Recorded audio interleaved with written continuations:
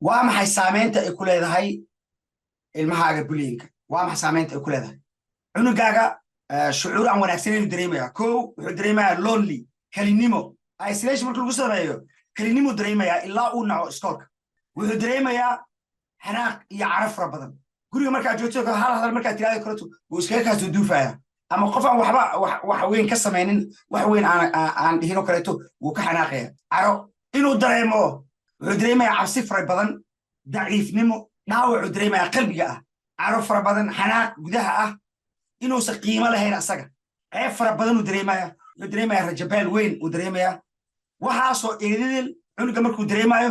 saameyn weyn waxay ku yeelanaysaa wax kasta uu samaynayo waxay ku yeelanaysaa waxbarashadiisa waan ka hadli doonaa waxbarashadiisa kalsoonida naftiisa uu ku qabo si wax uga jawaabi lahaa hamigiisa waxaasoo dhin ay saameyn ku yeelanaysaa health issues caafimaadkiisa maskaxda saameyn ku yeelanaysaa depression isku buuq iyo anxiety inuu dareemo kalsooni darro fara badan inuu iskoolka u gagambiyo in gareedka ama iskoolka inuu hoos u dhaco taasoo saameyn kusii yeelanaysa mustaqbalkiisa dheer iyo waxa uu noqon karo iyo meesha uu aadi karo waxbarasho kasii aadi karo iyo waxaasoo dhan saameyn ku yeelanaysaa waxa ugu daran oo saameyn ku yeelanaysa waxa waaye aaminaadda qofka haddii aaminaadda ay ka lunto waxay ku yeelanaysa inuu reer yeesho way ku adkaanaysaa mustaqbalka reer inuu yeesho uu ku dego way ku adkaanaysaa wuxuu bilaabayaa mataqaanaa inuu asaga isdhaawac isku geysto carruur badanaa isdishay mataqaanaa amaba ay fikradahaas kusoo dhacaan qiimo malihi aniga awalba maxaan tari karay awalba saana ahaa inuu bilaabo asaga inuu isdhaleeceyo xitaa inuu isku kaadiyo habeenkii inuu habeenkii uu ku qarwo waxyaaba xunxun ku qarwo habeenkii haddii waxyaaba xun ku qarwo ama hurdadiisa ay saamayso hodhooti way ku adkaanaysaa subaxii inuu kaco attendancegiisa oo yaraado attendancegiisa punctualitygiisa inay xumaato waxaasoo dhan saameyn ku yeelanaysaa inuu alaabadiisa soo kala hilmaamo cabsi uu qabo darteed inuu lacago ku weydiiyo ayadoo ujeedka oo tahay waxyaabihii lumay ama waxyaabihii ka jajabay ama waxyaabihii laga jabay inuu mataqaanaa ku soo gato sidee ku garan kartaa macnaa waalid ahaan cunugaaga sidee ku garan kartaa inuu ku dhaho iskoolka ma aadayo hadduu ku dhaho waxaa jira is problem inaad ku aragtid inuu isku kaadiyo guriga kaleeto habeenkii inuu qarwo habeenkii oo kaleeto in uu ka cagajiido iskool aaditaanka inuu yimaado iskool guriga yimaado ayadoo dhaawac mataqaanaa jir dharkiisa ay jeexan yihiin oo kuleeyahay ma garanayo waxa igu dhacay su'aala ka jeexan shaatiya ka jeexan intaa haddana saana ama dhaawaca ku yaalla ma aqaani wax igu dhacay ama waa ciyaaraya ama waxaas ku dhaho alaabteedii aga soo lunto inuu ku yidhahdo waxay waa iga lumeen kama lumin waa laga qaataa maxaa ku dhacay inuu taleefon u soo dhaco aada garanayn meel ku yimid aada garanayn in hadduu cunug weyn yahay waaye barnaamij sheegi maayo cunug weyn hadduu yahay inuusan lahayn wax asxaaba haddii uusan lahayn iskoolka kaleeto there's issue haddii walaalihiis uu iskaga xanaaqayo sabab la'aan xanaaq uu ku soo boodaya walaalihiis inuu murugo dareemayo murugo iyo isku buuq ka aragto inuusan concentration ku samayn karin waxbarashadiisa inuu diido inuu homework sameeyo inuu diido inuu ka hadlo waxa ka qaldan inuu iskoolka u gambiyo inuu sameeyo waxyaabo aan dabeecadiis ahayn aad ku arki jirin inuu sameeyo calaamadahaas oo dhan waxay ku tusinaysaa cunugaa inaa bullying lagu sameeyo iskoolka marka cunugaaga iskoolka markuu joogo muxuu samayn karaa haddii bullying lagu sameeyo muxuu samayn karaa marka koowaad waa inuu ka tago meesha bullying lagu samaynayo haddii kaantiinka ay tahay meelo kale uu tegaya meelo macallimiin ay joogaan uu tegaya waa inuusan aargudasho samaynin aargudasho hadduu sameeyo asaga iyo cunuga kale isku mid waaye marka waa inuusan aargudasho samaynin waa inuu qof u sheego ama adiga waalidku la wadaago ama macallimiinta uu sheego haddii iskoolka ay ka dhacdo waa inuu macallimiinta u sheego qof kastoo meesha jooga responsibility ayuu ka yahay safetyga canuga inuu qofka bullyingka ku samaynayo u yidhaahdo excuse me waxa aad samaynaysid waa khalad anigana dhibaata ii geysanaysaa marka fadlan jooji inuu dhaho inuu dirita u sheego markuu meel safe joogo meelahaas ka soo qabo carruur kaleeto meelay joogaan oo kaleeto meel mataqaanaa safe oo macallin kale joogo kaleeto uu ku dhihi karaa excuse me saasa igu samaysay stop it I don't like it because I feel this way when you do this waa inuu wax caddeena oo qorto caddeynta maxaa waaye cunugaaga waxaa looga baahan yahay waxa dhacay carruurta waxa samaysay inta uu ka garanayo meesha ay ka dhaceen waxaasi meesha ay ka dhaceen saamaynta ay ku yeelatay yaa intaasa laga rabaa bis waxa dhacay qofka sameeyey dadka kaleeto uu arkaya meesha joogay iyo sida asaga uu dareemayo caddeemaha waa intaas haddii online ay tahay online haddii ay tahay cyberbullying ay tahay screenshots aa lagaa rabaa screenshots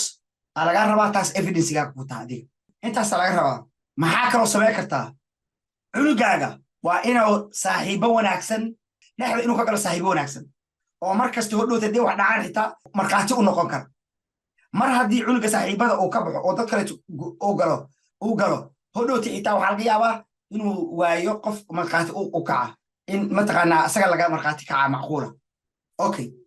inkastoo macallimiinta baaritaan ay samaynayaan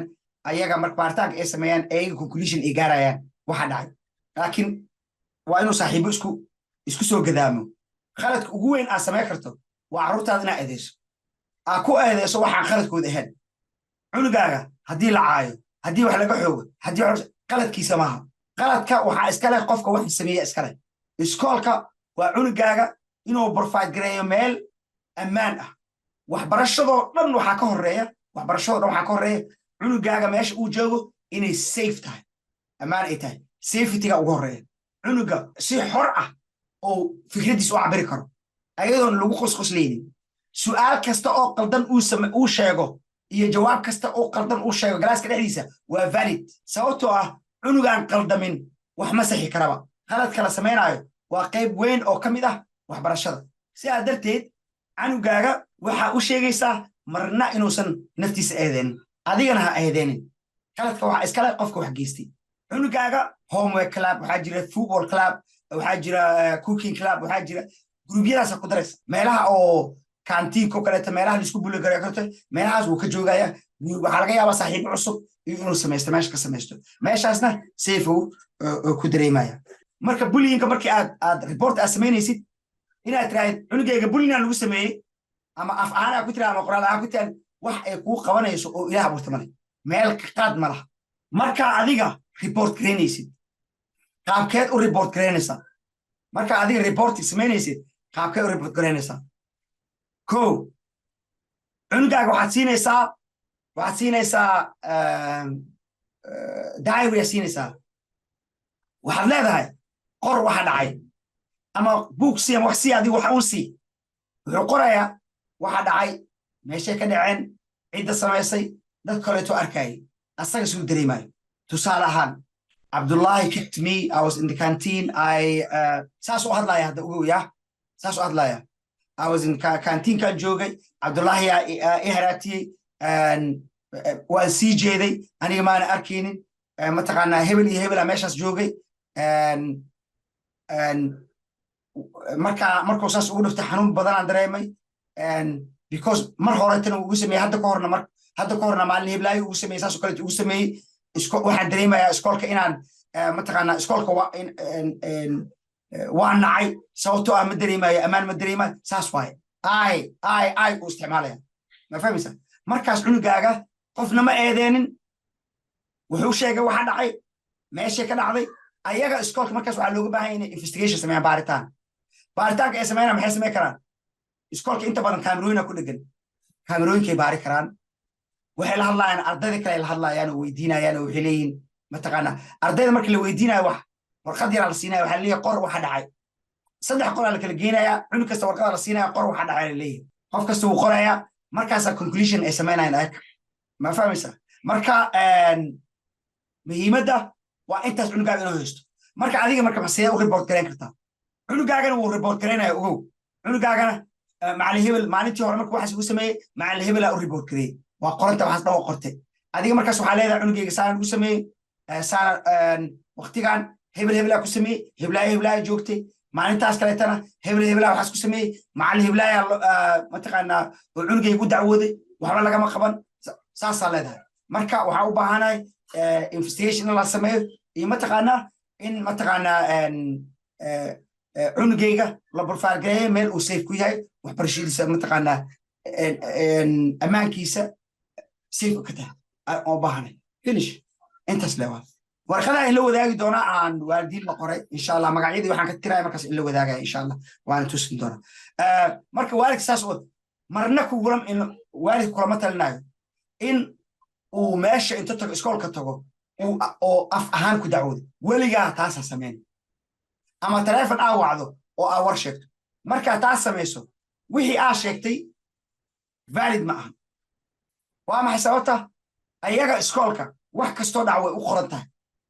adiga laakiin wixii aa sheegtay kuma qorno maadaama saas ay tahay iskoolka wax kastoo dhac way bedeli karaan si ayaga isku difaacaan ogow mar kasta iskoolku isdifaaca sidaa daraaddeed waa inaad email u qoraysaa saasaad ku dacwoonaysaa bullyingka wax sahlan maahan waa muhiim inaad marna af ahaan aad u dacwoonin qoraal email baa qoraysaa caddeyn baa haysataa mar kasta caddeyn baa haysataa marka insha allah su'aalaha ini furaya waan recordingka joojinaya marka su'aalaha ini furaya insha allah tacaala